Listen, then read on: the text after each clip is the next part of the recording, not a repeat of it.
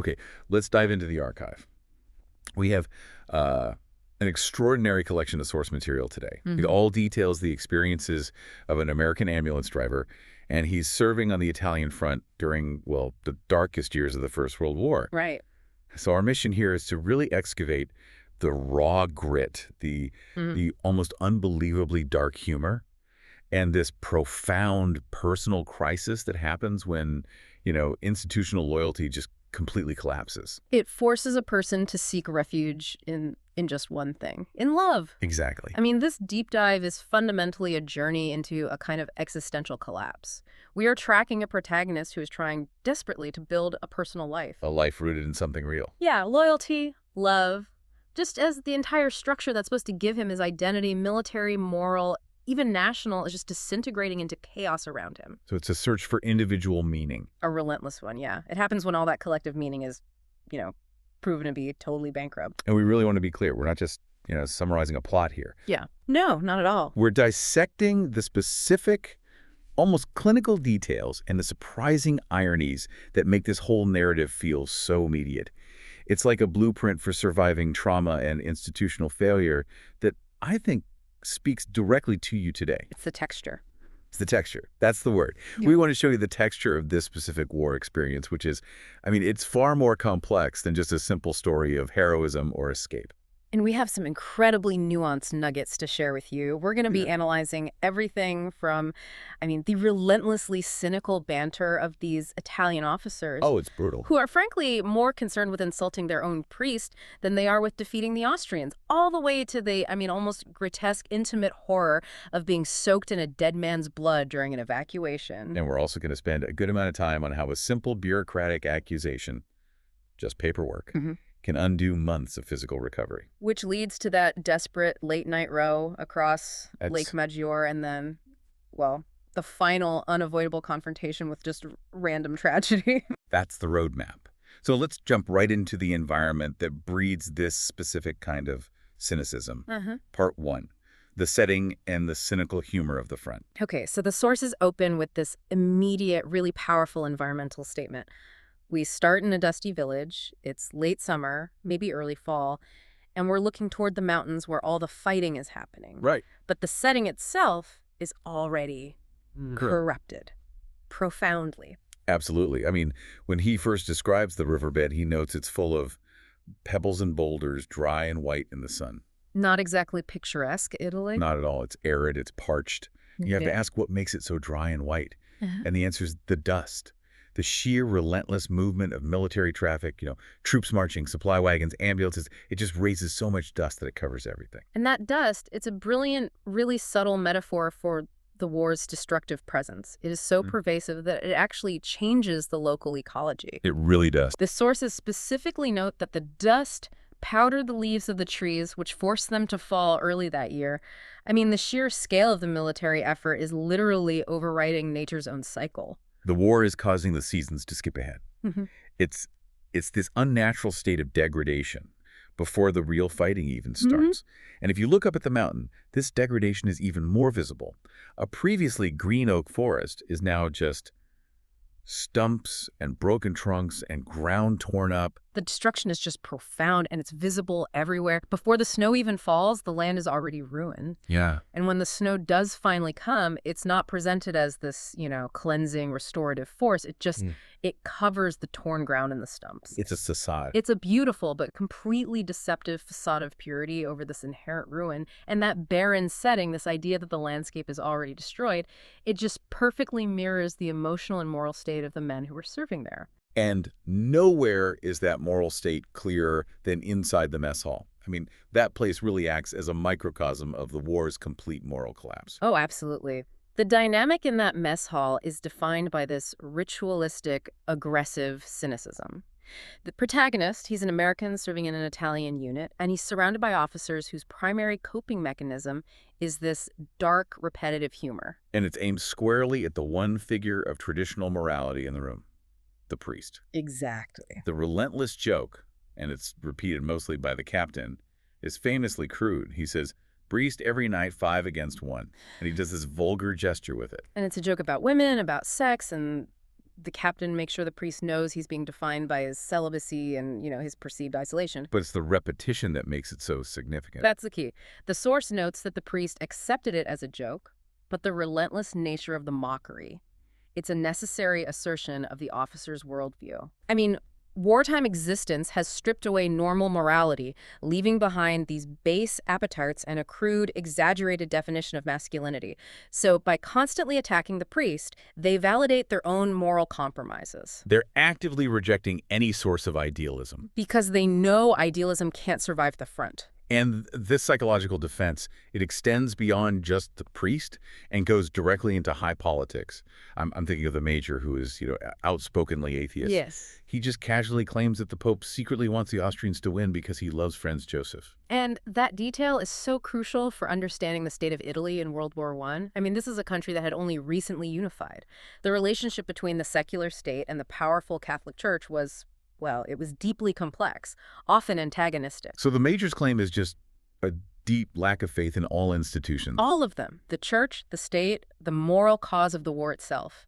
If your spiritual leader is secretly aligned with the enemy, then the entire cause is, by extension, just a fraud. It inoculates them. It inoculates all the men against any genuine belief. They've decided everything. Faith, patriotism, morality.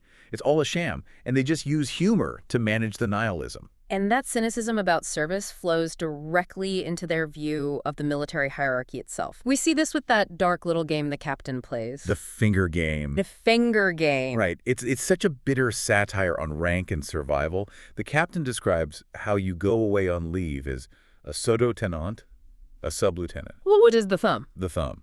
And you come back as a tenente colonnello, a lieutenant colonel. Which is the little finger. The little finger. And the transition from the lowest rank to a senior field officer is just absurdly rapid. It's a biting commentary, isn't it? It's on the illusion of service, the corruption, or maybe just the sheer randomness of advancement. In an environment where men are being killed constantly, maybe the only way to quickly achieve rank is simply to survive. Or, even more cynically, to be away from the front when others are dying. Exactly. And the captain, who has great success with finger games, is just highlighting the structural absurdity where the system rewards the lucky or the strategically absent, not necessarily the brave or the competent. So this whole atmosphere, this dusty nihilism and institutional mockery, it's so powerfully contrasted with this one fleeting vision of purity. And it's offered by the one figure who actually maintains his faith, the priest. The priest offers him a complete spiritual and physical escape. He talks about his home region, Abruzzi, specifically a place called Capricata, and he describes this place as an ideal. Clear, cold, dry, beautiful powdery snow, good hunting. And more importantly, the social structure is intact. The peasants are respectful. They call you Lord. It sounds like a world that war hasn't even touched. A place where traditional moral and social order still holds meaning. It's the absolute antithesis of the dust and chaos of the front. But when our protagonist recounts his actual leave, he confesses he completely failed to go there. Yeah, he describes going to the complete opposite place. The smoke of cafes and nights when the room whirled. Nights spent in bed, drunk, searching for temporary, strange excitement. He found fleeting pleasure, but nothing lasting, nothing genuine. And this contrast is, I think, a key aha moment for you, the listener. It sets up the entire arc of the story.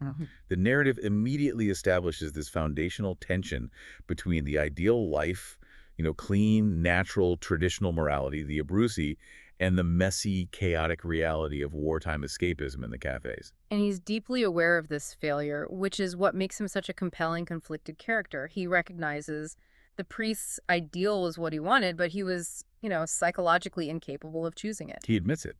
He said he went to the cafes because he was only prepared for the temporary. He was looking for something he could easily forget. Yeah, he tries to explain this difference between them. He observes that the priest had always known what I did not know, and what, when I learned it, I was always able to forget. So the priest has this simple, clean truth. A moral compass, one that our protagonist continually grasps and then just abandons in favor of temporary distraction and self-sabotage. Which establishes the central tragedy, right? Yeah. The protagonist is searching for something permanent, a true home, true loyalty, true love, but all his conditioned instincts just push him toward the temporary, the strange excitement. He misses the Abruzzi.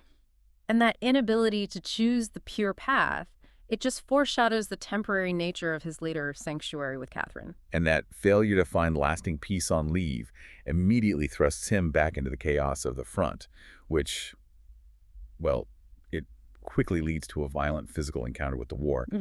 So let's transition now. Part 2. Wounds, evacuation, and the birth of a partnership. This section begins with, a shocking level of detail about the reality of being hit. Yeah, he's injured not during the offensive itself, but 2 days before. He's just checking on his men, having dinner in a dugout. It's a random, quick incident, a trench mortar shell. And the subsequent medical description is almost surgical in its precision. It just conveys the clinical impact of high explosive trauma. The injuries are extensive. The list starts with a series of minor hits. Multiple superficial wounds of the left and right thigh and left and right knee and right foot. But then they quickly specify the deeper damage. Profound wounds of right knee and foot, and a severe head injury, laceration of the scalp, with possible fracture of the skull. That mixture of superficial and profound wounds is so telling. It captures the physical chaos of the blast and just the sheer shock of being peppered with shrapnel. But immediately, before the pain can even set in, bureaucracy intervenes. It always does. The field hospital captain, he's dictating the protagonist's diagnosis for the required paperwork. And he has to make sure to include this crucial administrative phrase, incurred in the line of duty. And this is so much more than just paperwork. The captain explicitly notes that this inclusion is necessary to avoid court-martialed for self-inflicted wounds. This reveals the deep institutional paranoia that's just operating throughout the whole war machine. In an environment defined by cynicism and desertion, the default assumption is that any wound is suspect. The system has to preemptively protect even legitimately injured men from the charge of self-mutilation or malingering. And we will see that fear rear its head again later. We will. It's a grim welcome to the wounded life. Needle. And the captain, who's this harsh professional, adds this chilling observation. He notes the shock has dulled the pain and that the pain hasn't started yet. That is the voice of clinical experience stripped absolutely bare. He's not offering comfort. He's just stating a physiological truth. He knows the acute phase of trauma is manageable, but the long, searing secondary pain, that's always yet to come. It sets a tone of just brutal realism. The evacuation itself is a harrowing journey, but it provides this momentary burst of dark, almost theatrical humor. Thanks to a tall Englishman who helps him out. Yes, the bloody hero gambit in action. The Englishman understands that the system responds to power and status, not to suffering.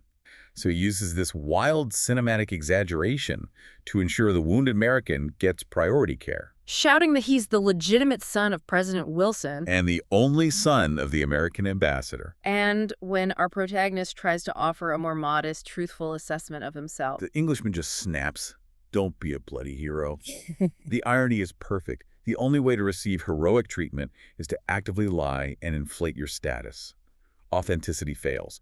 Theatrical exaggeration wins. But the journey quickly descends back into just visceral horror during the ambulance ride. He's lying on the bottom stretcher and he suddenly feels something dripping down onto him from the man above. It's warm and sticky. It's blood. He tries to move, but the stream just keeps coming, soaking him under his shirt. It's an incredibly intimate, terrifying encounter with death.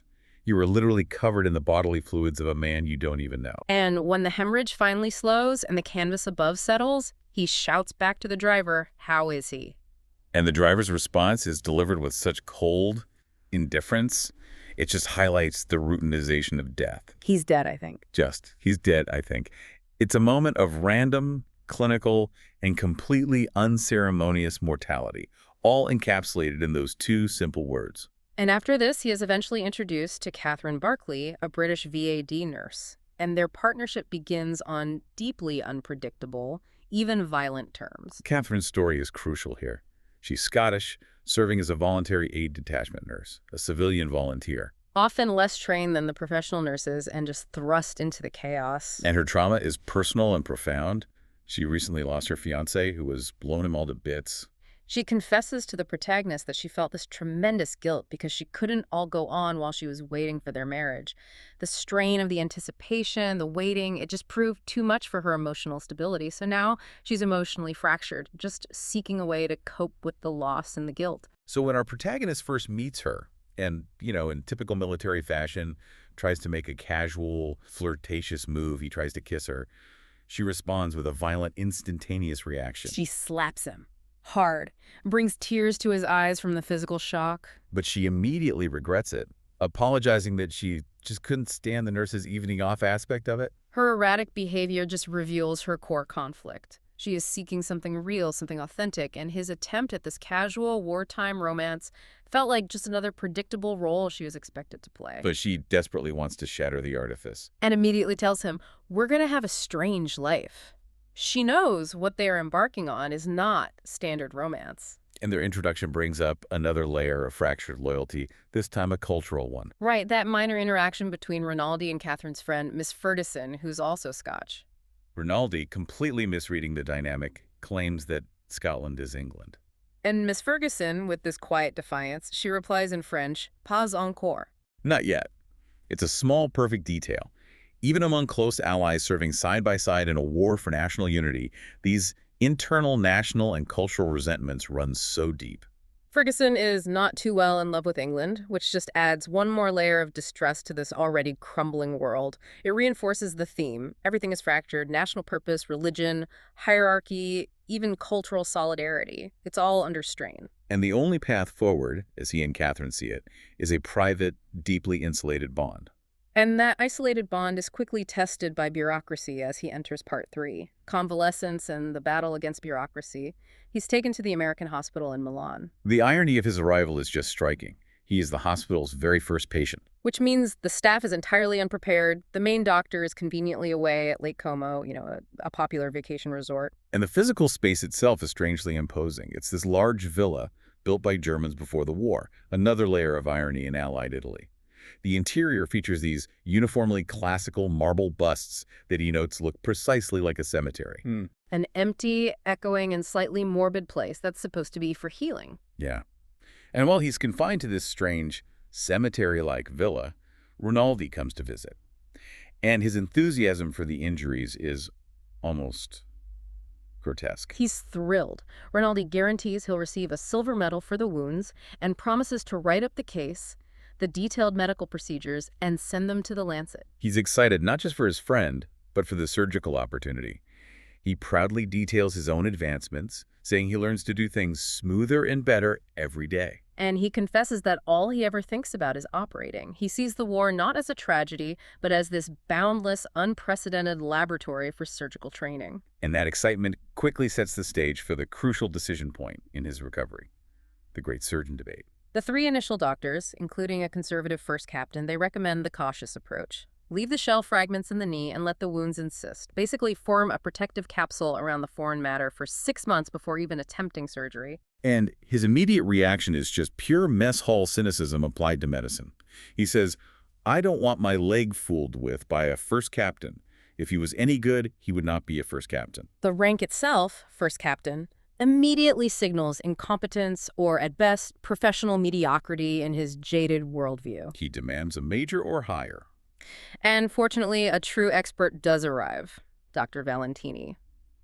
Valentini is the charismatic antithesis of the bureaucratic officers. He's tanned, laughing, and he operates based on decisive competence, not cautious protocol. He checks the x-ray plates, laughs off the previous recommendation, and proclaims, "I'll make you better than new." And operates immediately. The procedure takes 2.5 hours. This rapid, confident action is a victory for individual excellence over paralyzing institutional caution. It's a theme that momentarily offers some hope. Yeah, but the recovery is smooth. But the bureaucracy is just dormant, not defeated. Never. It returns with a vengeance in the form of the jaundice scandal, spearheaded by Miss Van Kampen, the hospital superintendent. Small, neat, and permanently suspicious. Yes. Miss Van Kampen discovers his secret stash of liquor. He'd been quietly drinking throughout his convalescence, and she finds the evidence. 11 empty bottles of brandy in that bare liquid Kümmel. The sheer quantity is damning to her highly disciplined sensibilities. And her accusation is career-ending. She suggests he deliberately induced jaundice with alcoholism to avoid returning to the front. This goes right back to the paranoia we talked about earlier. Exactly. The assumption of malingering is always the default. She questions why she ever wasted pity on him, seeing him now as a completely cynical, self-serving deserter. And historically, jaundice was sometimes a complication of chronic alcoholism, but more often in World War I, it was used as a cover story for men who were intentionally inducing illness to escape the front, usually by ingesting chemicals. So Van Kampen is operating on pure institutional paranoia. The protagonist's defense is deeply revealing of his cynical state. He doesn't deny drinking, but he sidesteps the alcoholism accusation and offers this shocking, crude analogy designed purely to offend and dismiss her authority. He suggests that jaundice feels like being kicked in the scrotum. It's a deliberate act of vulgar defiance. He knows that Miss Van Kampen, as a highly prim and proper woman, cannot possibly engage with the specifics of that comparison. So he uses the crude, male experience of pain to assert his boundaries and attack her judgment. And while he wins the immediate verbal confrontation, he loses the institutional battle. Miss Van Kampen uses her administrative power to have his 3-week convalescent leave revoked, forcing his immediate return to the front upon recovery. Bureaucracy, prejudice, and suspicion win. It just confirms his earlier lesson that the system is arbitrary and punitive. But while this institutional mistrust is peaking, the personal stakes have also intensified. Catherine transferred to the American hospital to be with him, making their bond the sole source of meaning. They decide to solidify this bond by enacting a marriage pact, a relationship maintained solely by their mutual consent and proximity without any legal or religious formality. Catherine insists that if they attempted a formal marriage, or even just started the bureaucratic paperwork, the hospital would certainly find a way to separate them. So they just create their own reality. She says, "I'm married to you. Don't I make you a good wife?" The marriage is an internal, private declaration. It's a direct rejection of the very systems, the state, the church, the military, that have betrayed him and shattered her. But the sanctuary they create, however, is immediately tinged with dread. Their friend, Helen Ferguson, is terrified for Catherine, warning them frantically about the consequences. Specifically, war babies. Ferguson's prophecy is grim. It acts like a curse hanging over their heads. She says, "You'll fight before you'll marry. You'll die then. Fight or die. That's what people do. They don't marry." She sees the war as this anti-life force that will inevitably consume anything that tries to establish domestic permanence. The stakes couldn't be higher. And that profound sense of inevitability leads us directly back to the fray, which brings us to part 4. The collapse of the front and the separate peace. He returns, but the psychological landscape is just fundamentally changed. The weariness is palpable. When he finds Rinaldi again, his friend is visibly tired, depressed, overworked. The war has finally broken Rinaldi's manic enthusiasm. He suspects he has syphilis, a powerful metaphor for the moral decay spreading through the front, and he confesses he no longer thinks. He only operates. So Rinaldi's surgical obsession, which was once a source of pride, is now revealed to be a psychological defense mechanism.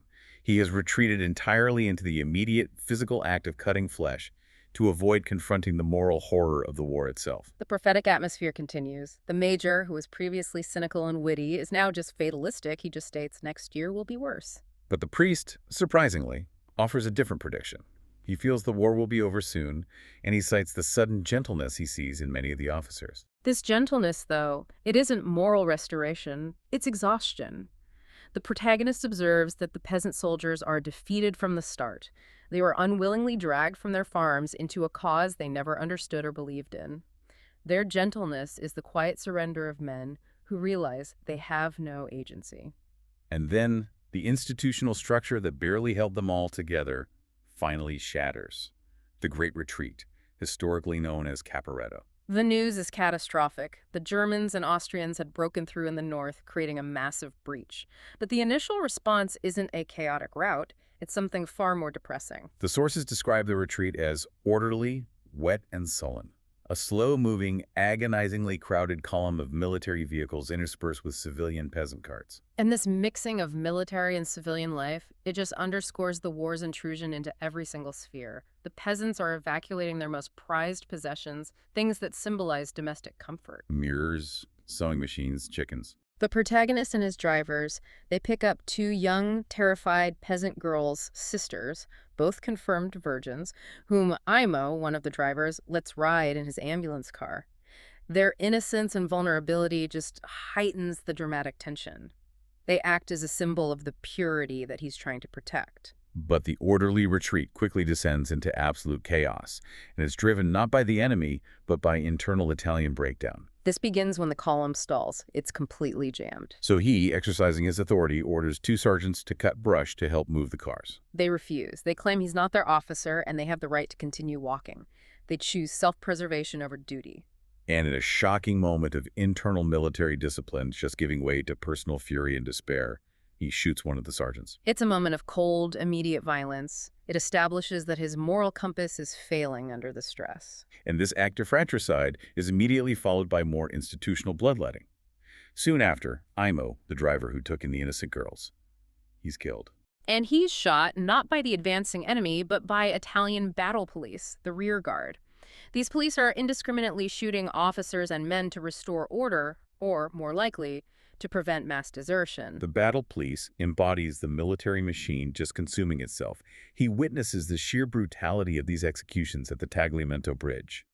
Officers, even a lieutenant colonel, are being questioned and summarily executed based on trivial pretexts. The details are chilling. The battle police are executing men based on their dialect, their accent.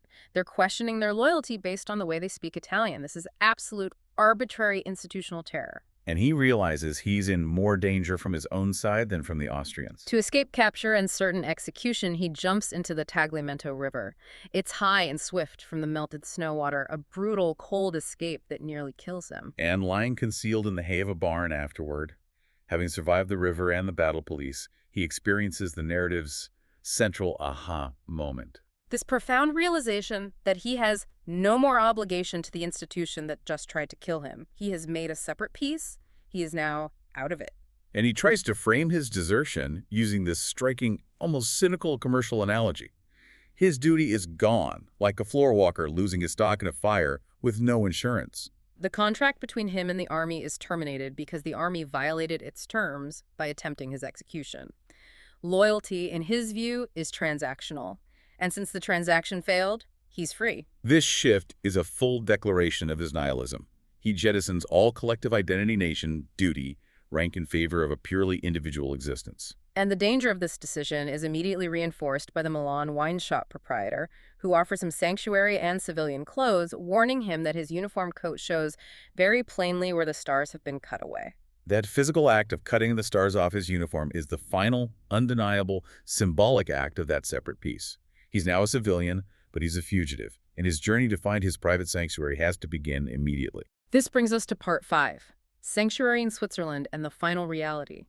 Having broken the contract with the state, he now must find permanence with Catherine. He needs to fully shed his military identity. He gets civilian clothes with the help of Ralph Simmons, a failing opera singer trying to make it in Italy. Simmons, who's using the stage name Enrico Belcredo, is busy doing bending exercises and dramatically roaring lines from the opera Africana. The contrast is brilliant. Simmons is this figure dedicated to high dramatic artifice, while our protagonist is seeking a stripped-down reality. And in the new clothes, which smell of tobacco and feel old, he feels like a masquerader. He feels profoundly lonely. He recognizes that his identity, military or otherwise, is gone. When aviators on the train see him, they despise him for being a civilian who isn't fighting. He now exists in a moral vacuum. He heads to Stresa, a beautiful town on Lake Maggiore, and he finds Catherine, who, despite their shared joy, is noticeably pregnant, the exact consequence Helen Ferguson had warned them about. The reunion is joyful for the couple, but it's fraught with tension, and it climaxes in Helen Ferguson's furious outburst. Ferguson, the protective friend, sees his civilian clothes and his defection as definitive proof of his deceit and moral bankruptcy. She calls him a duty-sneaking American-Italian and a snake with an Italian uniform. She denounces Catherine for being God knows how many months gone with child and for treating the entire catastrophic situation like a joke. Ferguson's anger is deep. It stems from her primal fear that this reckless private arrangement will inevitably lead to tragedy. But despite her fury and her, accurate assessment of the recklessness, Ferguson just breaks down, sobbing that she ultimately just wants them both to be happy. This dual reaction moral denunciation, mixed with this deep, abiding affection, it just highlights the impossibility of maintaining moral purity in this broken world. The need to escape quickly becomes urgent.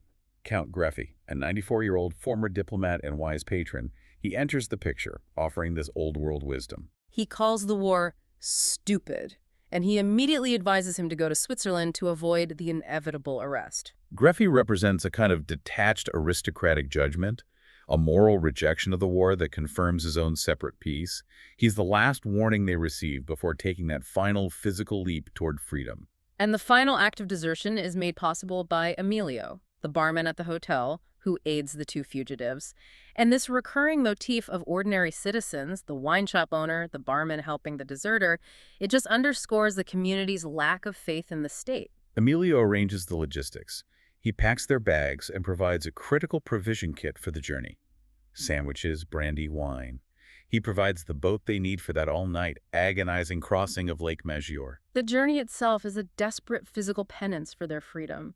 He rows all night, his hands blistering raw. And Catherine helps steer the boat, using either an umbrella or an oar to keep the craft straight across 30 kilometers of freezing water. It's just pure, unrelenting exertion. They land in Brissaga, Switzerland, at daylight, exhausted but exhilarated. They are cockeyed, excited, thrilled by the sight of the town and the feeling of temporary safety. And the rain, which previously symbolized the misery of the military retreat, now feels cheerful and clean. The cleansing rain of true freedom. But the exhilaration is immediately punctured. After their first breakfast, they are arrested by a Swiss soldier. The bureaucracy of the state, even in neutral territory, finds them. They quickly construct a ludicrous cover story. They're sportsmen and tourists seeking winter sport in Switzerland. And the Swiss authorities, seemingly satisfied by their passports and the fact that they have money, grant them provisional visas at Locarno. The bureaucratic absurdity continues even as they choose their final destination. They select Montreux, despite two Swiss officials arguing over whether or not Montreux actually has winter sport activities. It's a perfect ending to the bureaucratic fines. Their freedom is granted based on an arbitrary, debatable premise. They settle into a domestic existence in a brown wooden house on the side of a mountain, hosted by the Gudingens. This is the temporary peace they fought for, living a quiet, isolated life. They establish a gentle routine, learning two-handed card games. Catherine, now heavily pregnant, expresses her deep desire to be all mixed up with him, wishing their hair was the same length so they could become completely unified. This yearning for total psychological and physical unity, it just reflects their absolute isolation from the outside world. In March of 1918, they moved down to Lausanne to be closer to the hospital for the birth. And when labor starts at 3 a.m., Catherine is initially excited, believing their private world is about to welcome a new, pure life. But the labor is long, it's brutal, and it's difficult. He waits outside, just consumed by anxiety, feeling everything was gone inside of me. He retreats, temporarily, to the only institution he can appeal to now, prayer. He begs God, please don't let her die, I'll do anything for you. He's eventually allowed to return and help administer the gas to Catherine. And this is another moment of shocking clinical intimacy. He's told how to turn the dial to set it to 2. Catherine becomes cheerful, a little drunk from the gas, but the prolonged effort is visibly destroying her. The tragedy is delivered in 2 crushing phases. First, the baby boy is born, described as long and wide and dark. And the diagnosis is quick and devastating. He wasn't alive. The cord was caught around his neck. The war has taken an innocent life, even in Switzerland, even after the separate peace was declared. Then, Catherine suffers a severe hemorrhage. He's allowed back just before the end. She's gray and smiles faintly, stating with brutal honesty, I'm going to die. And then, in a devastating moment of personal failure, she says, I hate it. She hates that the personal sanctuary, the one thing they built to withstand the chaos, is also subject to random physical destruction. Her final request is a devastating echo of their early, fragile days. She makes him promise never to say the same things to another girl. And he, after she has passed, tries to return to the room and connect with her body to mourn, but he realizes it wasn't any good. It was like saying goodbye to a statue. That final, clinical, profoundly isolating image, it just seals the narrative. It does. The protagonists' attempt to achieve a separate peace through absolute personal love and individual escape was, at the end of the day, futile. It was violently shattered, not by enemy artillery or fascist battle police, but by the random impersonal forces of natural destruction. The chaos of the war. Which he thought he had escaped had merely transferred itself into the most intimate possible arena, birth and death. What a powerful, distressing arc. The sources we explore today, drawn from this major work of 20th century fiction, deliver a hyper-realistic, messy reality. We saw the satirical commentary on military life, where a surgeon's rank suggests incompetence, followed by the detailed clinical recounting of wounds, death, and birth. It just perfectly distills the struggle of a single person trying to carve out a normal life when the entire world is fundamentally broken. And, as the sources remind us, this intense detail is rooted in fact. The author, Ernest Hemingway, was himself seriously wounded while serving as an ambulance driver on the Italian front. That direct, real-world experience gives the story its weight and its unflinching honesty. We watched him leave the military, feeling no more obligation, declaring his separate peace by cutting the stars off his uniform. His whole life became a rejection of institutions in favor of one single, fragile, personal bond. And this leaves us with a final provocative thought for you, the listener, as you navigate your own complex world. If loss and chaos are inevitable, even in the most protected private parts of your life, can you truly declare a separate peace from the world? What does it take for you to finally walk away from a system or a situation that you feel is utterly hopeless, and what is the true cost of that freedom?